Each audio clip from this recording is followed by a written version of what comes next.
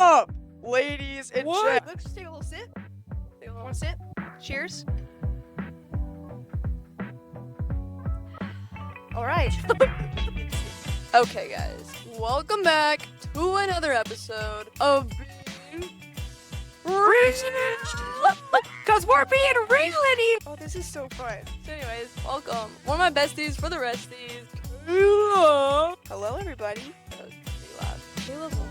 So, welcome, Kayla. Thank you. Kayla's been one of my bestest best friends for 10 years now. Literally so Coming on 10 years. 10 years in August, guys. Yeah. Girl, we've dealt with each other through the awkward stage. Yep, and it was awkward. Yeah. We were kind of weird in high school. I'm not even gonna lie. Our bodies changing, we're dealing with that. Boy things, Boys. cross country, other stuff. Which, fun fact, guys, so my first few days of subbing, and I mentioned that previously, I first started subbing yesterday. That was my first day. And then today's my second, and I subbed at a high school. High schoolers are crazy. I don't even know. They literally are like mini college students or college student wannabes, and it's scary. Like, they dress like college students. If you put a college student next to a high schooler, it's uncanny. It's terrifying. And they know how to do makeup and, like, put themselves together. I'm thinking back to, like, whenever Kylie and I were in high school, and I'm like, They know the pictures I have on my camera roll look so odd. Like, I got those headbands. I had a bun straight on top of my head. Yeah. Kylie remembers. And, like, my The little style pom-pom. was not on point. But, like, these high schoolers these days, I'm like, y'all are grown now. So we were on cross country and track. Our Yeah. style was the newest Comfort Colors t-shirt that we would Oh, the seniors, my God. Yeah, it would be the Comfort Color t-shirts that the seniors designed and put together. Yep. And we would wear those so proud. And we would wear them with our running shorts. Literally. And our Lululemon leggings or our Nike Pro leggings. It was a time. And then you gotta throw in Oh, lavender Crocs. So you would wear that whole setup, but you would throw it on with like a fresh pair of Vans. Oh, yeah. The Vans. Vans were kind of a thing. They're not, I feel like, anymore. But, like, I had the slip-ons. I had a bright yellow pair I of, remember that. like, tie-up Vans. Oh, it's pretty bright. It was kind of crazy. Like the sun. Yeah. Like you. Thanks. So, wow. Anyways, so Kayla, oh, you're older. We know this. Just a little. Not unk. Oh, my gosh. Girl's unk. Yeah. She's 23, and I'm 22. Yep. Only by a few months, though. I love being 23. It's kind of a vibe. Like, I'm still young 20s, but I'm getting to that point where I'm like, I'm almost graduated. I am feeling a little more mature. I'm like, this is awesome. It's awesome. Yeah. Kayla's like the cool unk. She just like got this cool fishing stories of how she saw a bear and tried to eat her fish, and she's like, oh my gosh, my 20s were crazy. Kind of cray. Yeah. Yeah, we're here. We're in our 20s. Which is kind of a weird age. I'm not even gonna lie. Like, our 20s, I've realized more and more, there is a lot that I did not realize would happen in my 20s, or I would have to learn or figure out until, like, I was actually in. You know, something I was thinking about is I like my 20s, don't get me wrong, but I specifically only like from like 18 to 22 because that's when you're in college. Yes. And that's because it's like there's no responsibility, you can do whatever, you're on your own, you're not like living with your parents or anything, you don't have a mortgage, you know, post-college, at least in my shoes, you have a mortgage.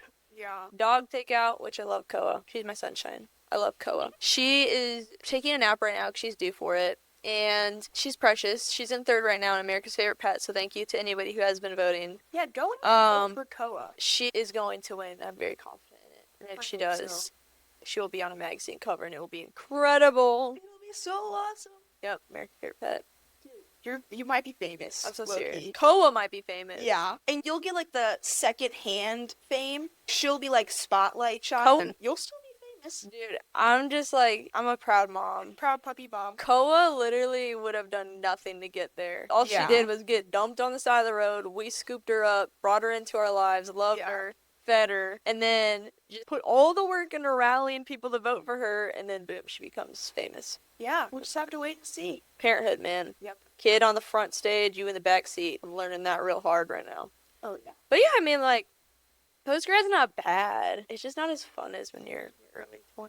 And I feel like there's a lot of things that, I don't know, like you said, 18 to 22, you're in your college years, you don't really have to worry about a whole lot. For me, I was fortunate enough where I didn't have to pay for my college because it was already paid for through like scholarships and my parents. And so all I really had to do is just like do well in academics and enjoy my college years. And I'm finishing up my last semester doing that right now. And I've just been super thankful for that, but it has been like a huge shift of transitioning from like early college when I was like a freshman to now I'm starting to see what it's like in similar way, but also a little bit different. But what you're saying about like being out of college and being like, this is so new.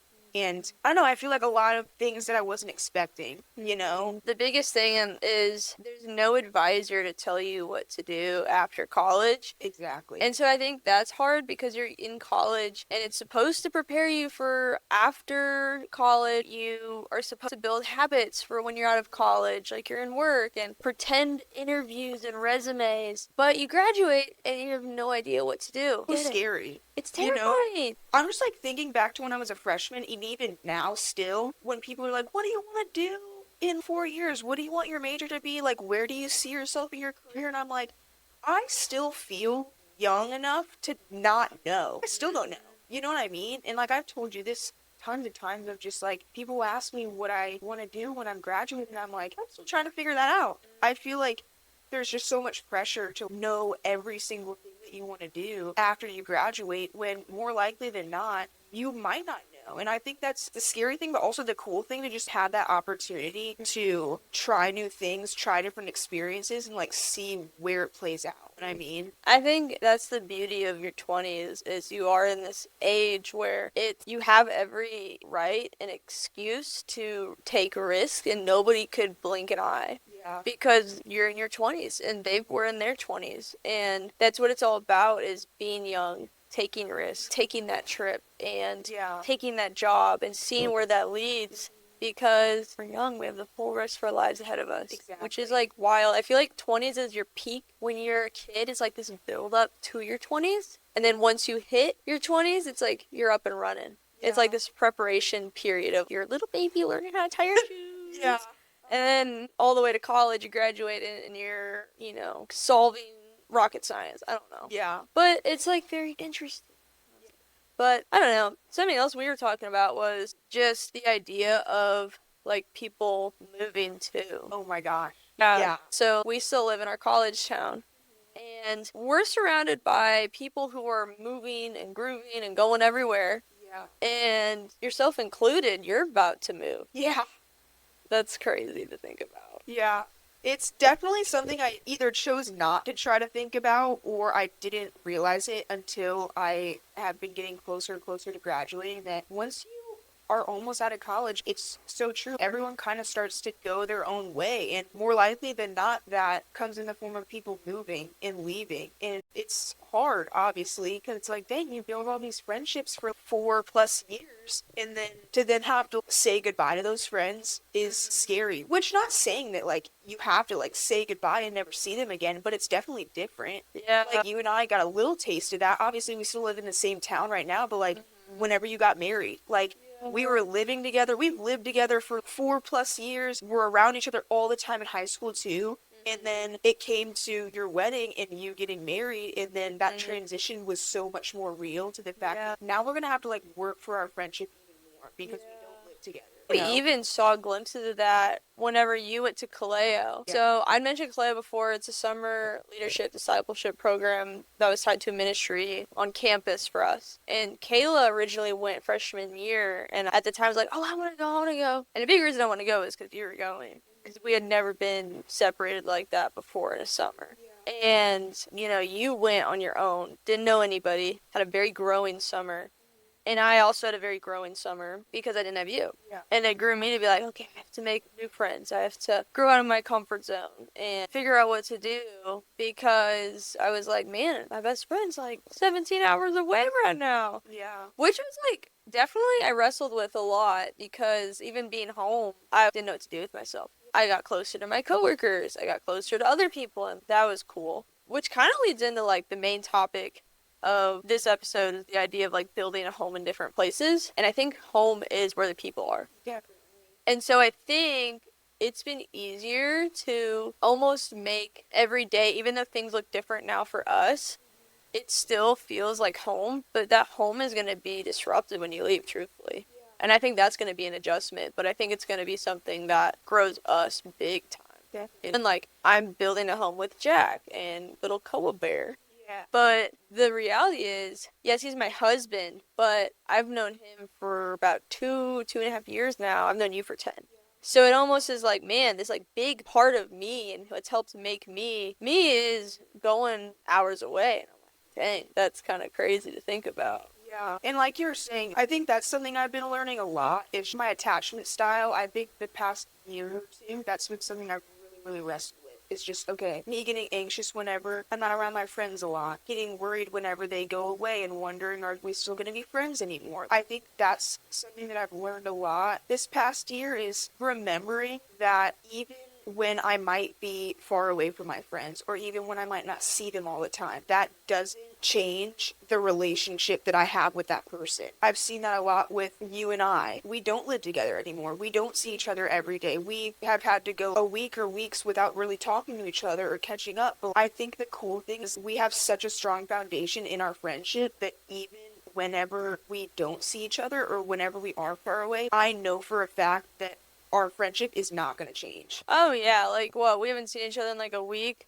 Yeah. You come into the house and then you go to the bathroom, door open, I'm hanging, curling my lashes at the sink while she's going to pee. Yep. And I'm like, which is gonna be that way no matter what, no matter how long we go without seeing each other. But I don't know, it was definitely something I realized, that concept of like building a home in different places, when we were transitioning from being roommates and then me getting married and not living together, because it wasn't even just not living with you, it was like not living with all my best friends and not seeing them all consistently too. I think you were the biggest one though, because we've lived together since freshman year of college. So that one was also weird. We shared a bathroom, everything. Yeah. So it was like, whoa, where's Kayla? What's going on? I don't know. I saw that transition of what that looked like. Even having to live at the house with you guys, knowing I was only there for a month, was definitely hard, but I was trying to learn to be open-handed with the idea of home, and like God was going to build a home wherever I was, which was very growing in my faith and my relationship with God, but also with my friends.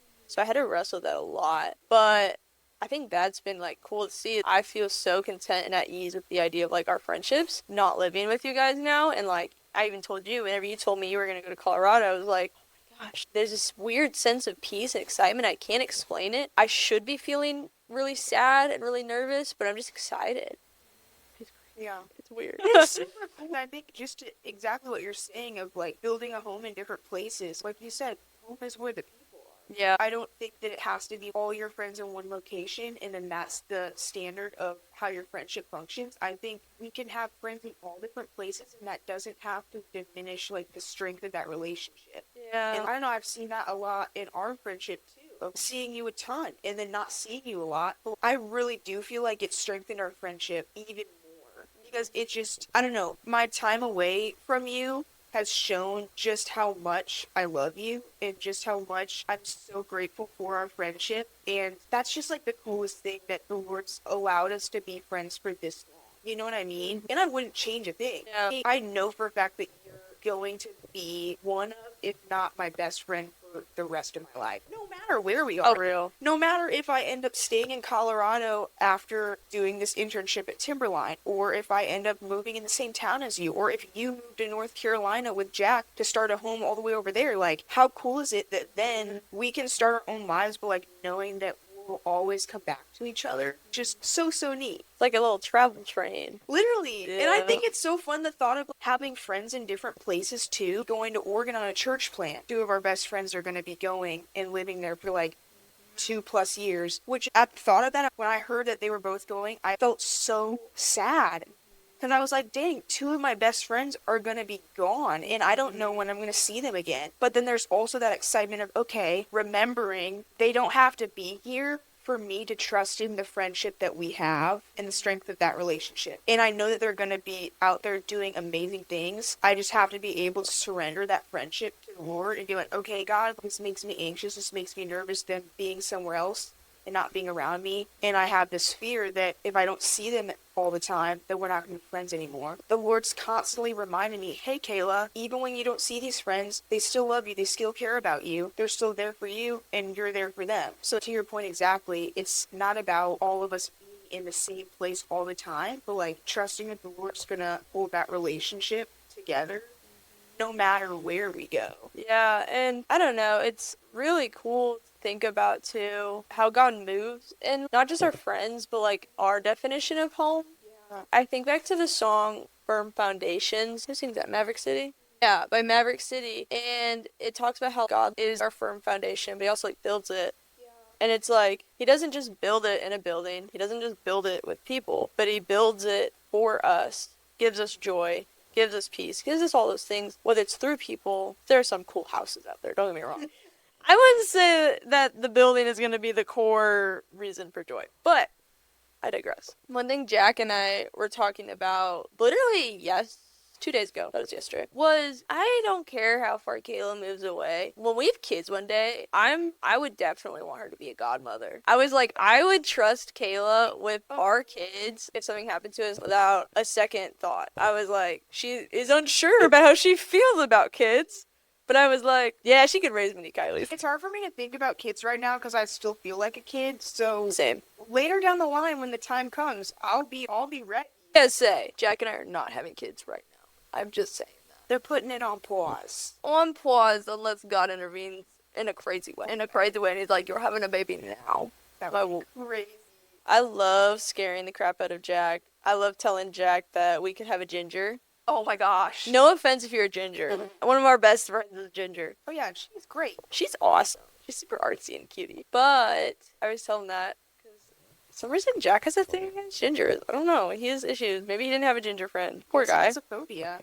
Poor guy. But the reason why is my grandpa and on my mom's side, my grandpa on my dad's side are both redhead. So You might be in luck. maybe, or Jack won't be. Irish. I haven't asked you. How are you feeling about building a home in Colorado? I don't know yet, to be honest. So just to fill y'all in, I'm doing an internship at a mountain adventure camp called Camp Timberline in Estes Park, Colorado, which is so crazy to think that I'll be living there for like 3 months. But I've been dreaming about living in Colorado ever since I was in middle school. I've only been to Colorado one time, so we'll see what happens. But yeah, I don't know. It was a huge wrestle. Oh my gosh. It felt like it took months for me to figure out, maybe even longer than that. But I don't know, the more I think about it and the more I get information about just like onboarding and I kind of like see the vision of what my life could be like for the next 3 months. It like genuinely makes me so excited, which obviously I know I'm going to be nervous because I'm going and I don't know anybody. I'm going completely by myself somewhere that's 19, 20 hours away. And I'm going to be away from my friends and family for 3 months. And so that's definitely a scary thought. But I also know that it's going to be a really, really good thing that I need to do. Like, I just felt like I needed to take a chance and do something that would help me grow individually, completely alone, in order to grow in the way that I want to. Which is just building independence, allowing myself to do stuff because I want to do it, not because I'm trying to please people or do things for others. I just felt like I wanted to just trust the Lord in that and take a chance to like see how he'll grow in me. Yeah, it's scary thinking about moving that far away and not having any of my friends there and having to start from square one and meeting new people, which terrifies me because I really don't like change. But I also know how important change is and how important it is to take those chances and do things that are uncomfortable, which I know it's going to be very uncomfortable. But I think right now it still feels a little far out. So I think about it on occasion and then I kind of forget about it. But I know that when it gets closer, like over the summer, those nerves are going to start to come up. But I just remember my time at Kaleo and how pivotal that was for me. And even though I went into Kaleo probably thinking, I don't know if I'm going to make any friends. Like, I feel like I don't know anybody and I want to be all alone. And it was like,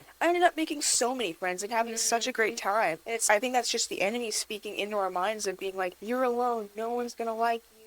You're not going to be able to do this. And that's so not true when you look at all the other things that God's been faithful in to prove those lies wrong. Yeah, I think he speaks so loud, so annoyingly loud in moments that you're seeking growth And it's Exactly. so annoying. It's so annoying. Oh my gosh, I even remember this past summer when we were transitioning and moving and stuff, and the whole time I was at the house, I was like, this is terrible. I'm watching you guys build a home all around me, and I'm not a part of that, which is like valid. That was hard. But I was telling myself all these lies, and there were days, and I know you remember, I was just sulking. Yeah. And I was just down in the dumps because I was I was listening to those lies. And I'm just like, bro. I know even there were some lies, like, for you with deciding to go or not. Because what was, like, the thing that you think back to? Because I don't even think I got to ask you this. That fully clicked with deciding between to go and to not go. Because we had talked, and then originally you were like, I don't think I'm going to go. And I was like, wait, why? You know, you're like, I just don't want to leave. Like, all my friends are here. So what was the thing that clicked with you where you were like, I'm going? Yeah, I think for me, since I'm about to graduate, I was like, okay, I want to do something after college. Like, I don't just want to stay. I want to be able to push myself and go do something that could help me to figure out maybe how I can use my major. So I took a chance and I ended up applying to Camp Timberline because I knew that some of my friends went. And throughout the application process, I'm like, I'm just going to apply, answer these questions, turn it in, see what happens. And throughout that process, I did all that, and then I completely forgot about it. And then someone had reached out to me about doing an interview, and I was like, oh gosh, we're back here to like the Camp Timberline thought. And in my head, I was like, I don't know if I want to do this anymore. I was just like super stiff-armed, pretty hard-hearted towards Camp Timberline of like, I just don't want to do it. I don't know if this is for me. Like, I had a decent experience at a different camp, but also there were a lot of things that I struggled with when I was in the camp environment, so, like, that also kind of deterred me from wanting to do that, so I was just thinking, maybe it's just not for me. And even during my interview process with one of the guys for Camp Timberline, I had almost had this preconceived decision of, I'm just not gonna go. And then I talked about it, and I was just like, I'm unsure if I want to go to Camp Timberline. I just don't know if it's for me. I feel like I'd rather stay here.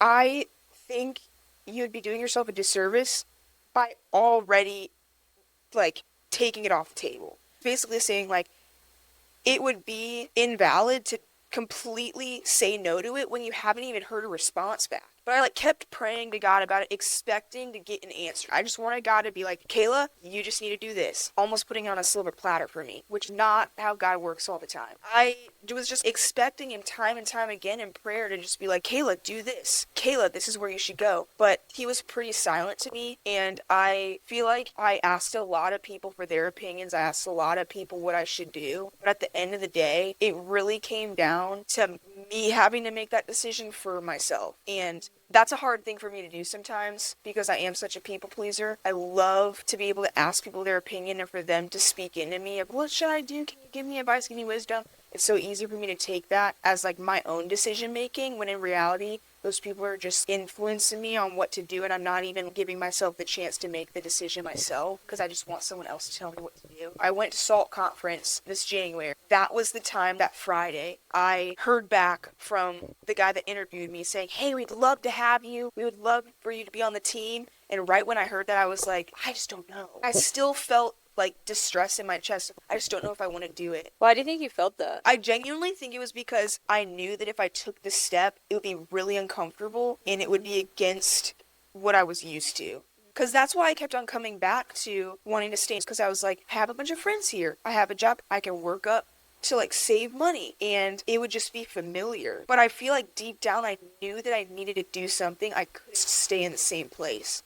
I kept on praying at camp about Camp Timberline at conference, went to a breakout about post-college stuff, and then the last session, the guy was talking about being called to go, whether that's overseas, to a different state, whatever, the call to go or the call to stay. And whenever he was talking about staying in your hometown, I was like, I just don't know if I can do that. And then whenever he was like calling people to go and explaining that, I feel like it was in that moment I was like, I need to do it. I need to just stop making excuses and just do it. Because deep down, I think the whole time I knew that I needed to do that, but there were just so many other things that were keeping me from making that decision that was fogging my judgment. You know what I mean? One thing I was just thinking of too, we were talking about earlier with like how God has the ability to build a home and build a foundation for us, and the enemy just gets in our way for it. I feel like God is so good at trying to build us a home that the enemy is completely against what God's trying to do by trying to prevent us from having one. And it's crazy to think about every circumstance when we try to put ourselves in scenarios to push us to grow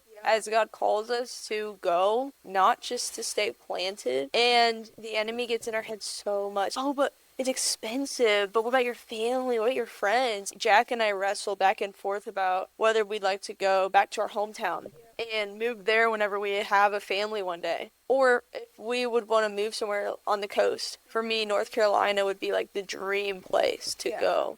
And we go back and forth about it all the time because it's something that I feel very strongly about, but he feels very strongly about moving back home and being around family. For me, it's not about not wanting to be around family. I've always grown up in the same state. I've always grown up in Missouri. Yeah. And I've always wanted the opportunity since coming to college to get out and go somewhere new. And it took me until college to have that desire because I was so used to the idea of comfort and so used to the idea of the same thing that the idea of changing that was really hard and scary. But since college, that was the first time I moved. And then all these other things and all these other changes went bam, bam, bam. Not only am I moving for the first time to college, but I'm also going to go to Kaleo at some point for 2 summers. So 2 summers without my family, without constant people. Mary Margaret was there for one, but we were in different groups. Like, we barely saw each other besides going on runs. Point is, that was a change. Living in Florida for 2 summers in a row. And then after that, getting married my senior year.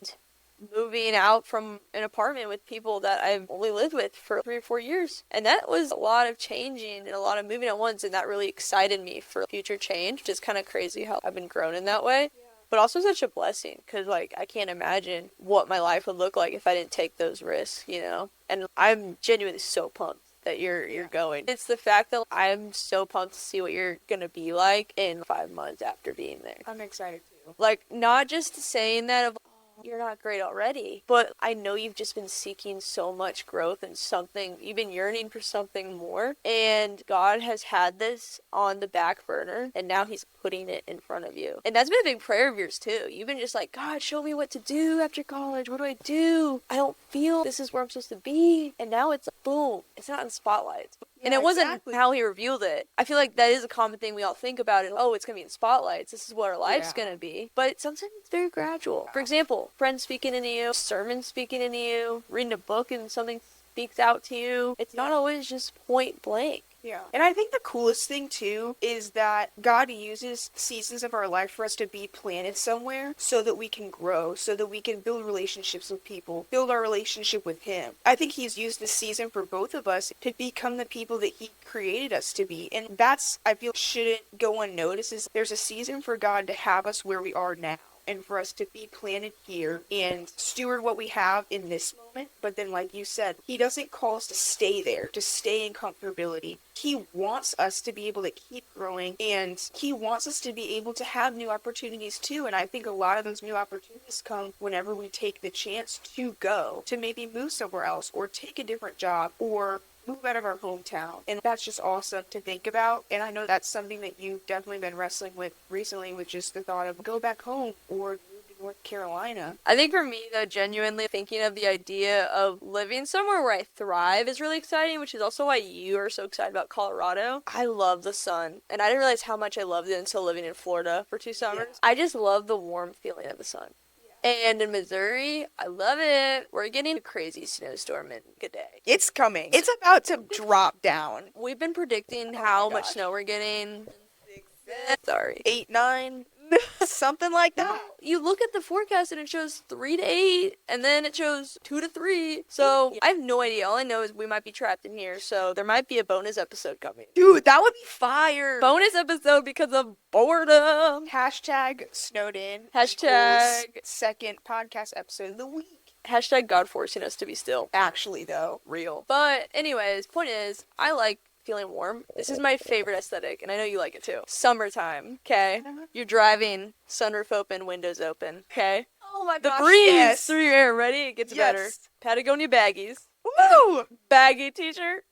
Yes! Oh my gosh. Ankle socks. Blasting. Ankle socks and your favorite pair of sneakers / barefoot and Birkenstocks. Heck yeah.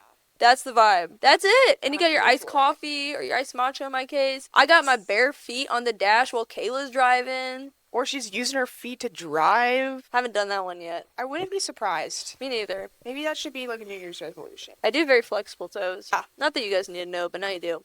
But that's why I like the vibe of just feeling warm. But also, I feel so much closer to God near the ocean. It's beautiful everywhere you go. You're close to the water and it's blue. Oh, I love it. At the same time, I'm a wife now. And so it's not a me decision. And it's not like I have a problem with that idea. I'm honored that Jack and I get to make a decision together of what we do. But I think there's that hard aspect of this is something I feel strongly about. This is something he feels strongly about. And so that's kind of where we go back and forth. Now, luckily, we don't have to make a decision right now. We have years before we even do anything. But yeah, we just go back and forth about that. So I have no idea what's going to happen. Maybe we'll move to Connecticut. That's random. But Random. who knows?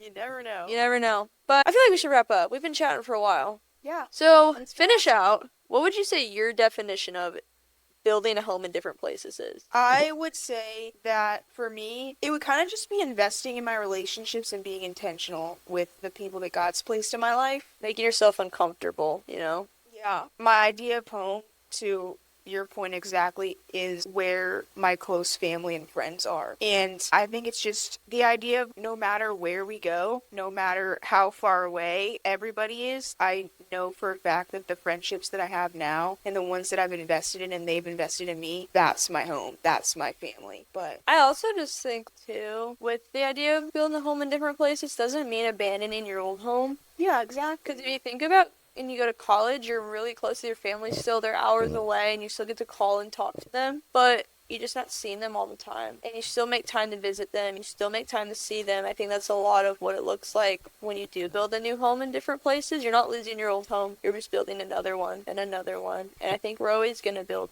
new homes through the rest of our lives. And so I just think it's getting more comfortable with doing that and just allowing ourselves to get to really lean into the uncomfortability of that. Yeah. I think that's the biggest thing that helps us to build a home is to lean into the uncomfortability. The last thing I'll say is just the thought of if we've developed the home that we have now, think about how cool another place could be too. Kind of like you said, like stepping into that uncomfortability, stepping into that unknown.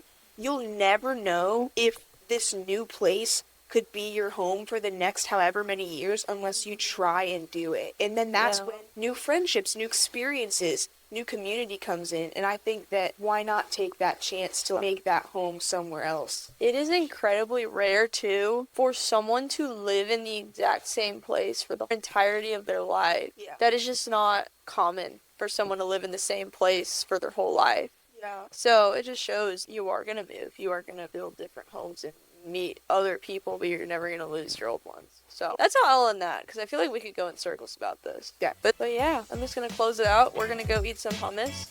Jack and I made some homemade hummus. It's chickpeas. We just put less olive oil, so it's higher protein, lower fat. Olive oil is fantastic for you. And then we use dill and then lemon juice. And then I add some minced garlic, and it is incredible. We did add salt too, because you gotta. We're gonna have some of that with carrots, some pita chips. So hungry. I'm ready. Homemade hummus. But thank you for joining me on this podcast. This is awesome. One of my main homies, for sure. Always gonna be that way. Always Literally, and forever, baby. I love you. Love you. And look forward to seeing you guys in the next one. Stay tuned for more episodes. Might do a mix of solo and group. Hope you guys have a great day. If it's snowing where you're at, stay warm. We'll try to build an epic snowman. Let's do it. All right. Bye, guys. All right. Bye, y'all.